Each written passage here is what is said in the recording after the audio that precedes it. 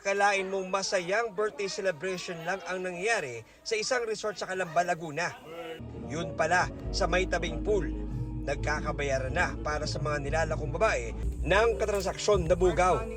Nang makompleto na ang bayad, ay inaaresto ng National Bureau of Investigation sa salang paglabag sa Anti-Human Trafficking in Person Act.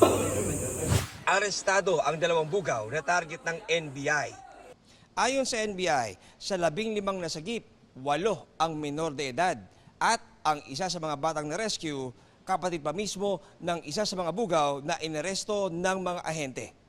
Dinala sila doon sa isang resort dito sa Calamba at ipinakita yung mga babae na nagdala sila ng maraming mga babae, mga minor, traffic itong mga bata na ito for sexual purpose. Malaking trauma ang mararamdaman ng mga biktima ng human trafficking.